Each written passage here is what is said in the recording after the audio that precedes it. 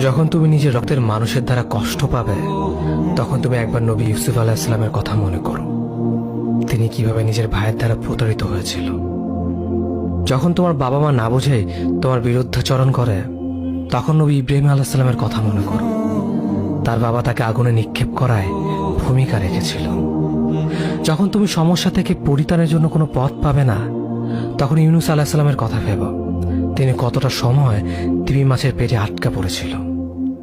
যখন তোমার নামে কেউ মিথ্যা অপবাদ ছড়িয়ে দেবে, তখন মা আয়েশা রাদিয়াল্লাহু আনহার কথা মনে করো। তার নামে পুরো শহর জুড়ে কুৎসা রচনা করা হয়েছিল। যখন তুমি অসুস্থ ব্যথার যন্ত্রণায় কাতরাতে থাকো, তখন নবী আইয়ুব আলাইহিস সালামের কথা ভেবো। তিনি ভয়ঙ্কর এক ভাইরাসজনিত রোগে আক্রান্ত হয়ে তোমার থেকে বেশি কষ্ট পেয়েছিল। যখন তুমি দিনের কোনো বিধান নীতিতে যুক্তি খুঁজে পাও না, তখন নবী নূহ আলাইহিস সালামের কথা ভেবো।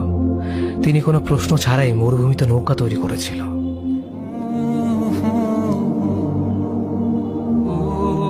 যখন তুমি আত্মীয়স্বজন, পরিবার, বন্ধু বান্ধবের কাছে হাসির পাত্রে পরিণত হও, তখন তুমি শেষ নবী হযরত মুহাম্মদ সাল্লাল্লাহু আলাইহি ওয়াসাল্লামের কথা ভেবো।